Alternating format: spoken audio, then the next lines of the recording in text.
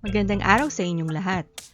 Ating pag-aaralan ngayon ang tungkol sa mga batas sa pagbuo ng mga lalawigan. Araling Panlipunan Grade 3. May sariling kasaysayan kung paano nagkaroon ng pangalan ng isang lalawigan. Alam mo ba ang pinagmulan ng pangalan ng ilang lalawigan sa Pilipinas? Kung paano ito nabuo o naging opisyal na lalawigan ayon sa batas?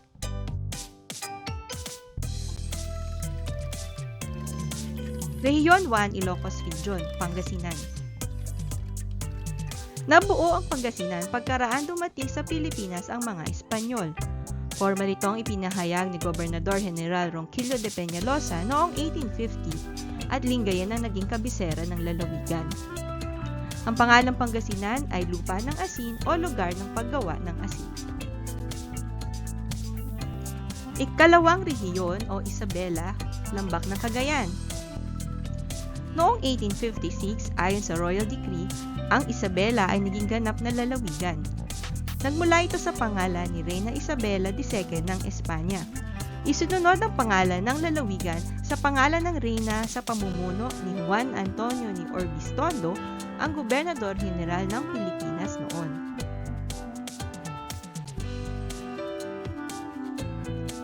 Gitnang Luzon, Rehiyon 3. Pampanga. Ang kabisera ng lungsod nito ay San Fernando. Pinangalan ng mga Espanyol ang La Pampanga sa mga katutubong kanilang natuklasan sa dalampasigan. Ang salitang pinagmulan ng Pampanga ay nangangahulugan ng dalampasigan.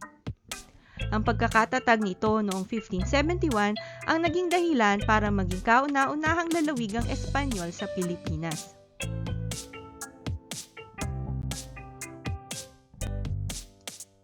Rehiyon 4A, Calabarzon. Lalawigan ng Batangas. Bonbon. Ito ang tawag ng mga Espanyol sa lalawigang kanilang tinirahan.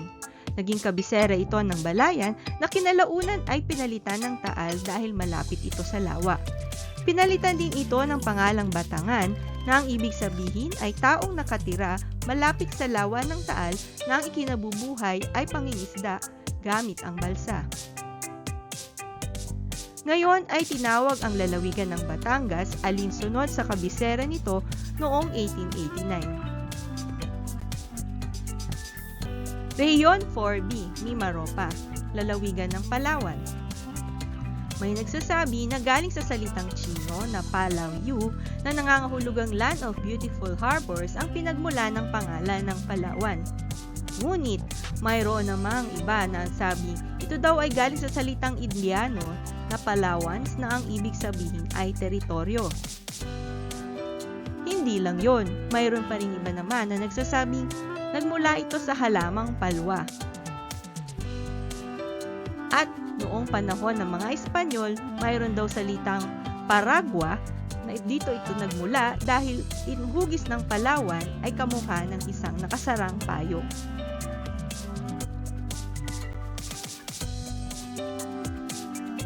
Valenzuela City.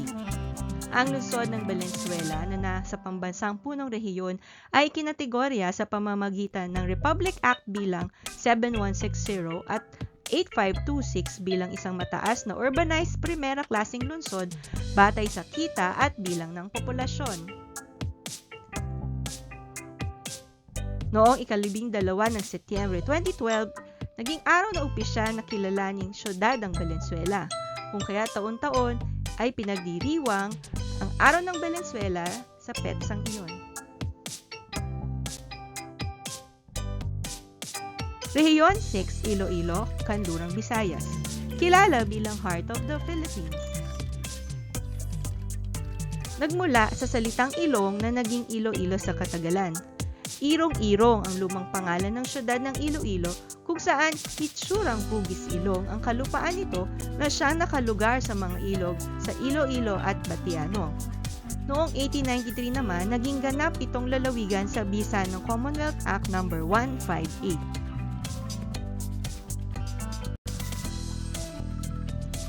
Lalawigan ng Cebu o Gitnang Visayas. Cebu City. tinawag na Sugbu, isang katutubong pangalan para sa lugar. Ang pangalan ng Cebu ay isang pagka-Espanyol na orihinal na katutubong pangalan na sinimulang gamitin noon pagdating ni Miguel Lopez de Legazpi sa Pilipinas. Ayon kay Legazpi, San Miguel ang unang ipinangalan sa Cebu, na naging La Ciudad del Santísimo Nombre de Jesus, ang bagong pangalang ibinigay ni Legazpi nang nakita niya ang Santo Niño na ibinigay ni Fernando de Magallanes sa mga Cebuano. Rehiyon 10, Hilagang Mindanao. Misamis Oriental. Sa bisa ng Batas Legislative Act No. 3537, nabuo ang Misamis Oriental at Misamis Occidental. Misa. Dito nagmula ang pangalang Misamis. Ayon sa kwento, umiikot ang mga paring Espanyol para magmisa at ang mga mamamayang nakakakita sa kanila ay sumisigaw ng misa, misa, na hanggang sa katagalan ay tinawag itong Misamis. Rehiyon ng Davao. Ganap itong naging isang lalawigan sa bisa ng Republic Act 8470 na nilagdaan ng dating Pangulong Fidel V. Ramos noong Enero 30, 1998. Pinagtibay ito sa pamamagitan ng isang plebisito na isinagawa sa lahat ng munisipyo ng Davao del Norte. Pagsasanay. Piliin ang letra ng tamang sagot. Ano ang katutubong pangalan ng Cebu? Letrang A, Pampang, o letrang B, Sugbu? Ang tamang sagot ay letrang B, Sugbu. Ikalawang tanong. Ano ang lalawigang matatagpuan sa Calabarzon? Letter A, Palawan, o letter B, Cavite? Ang tamang sagot ay Cavite. Kilala ang lugar na ito sa tag-uring Heart of the Philippines.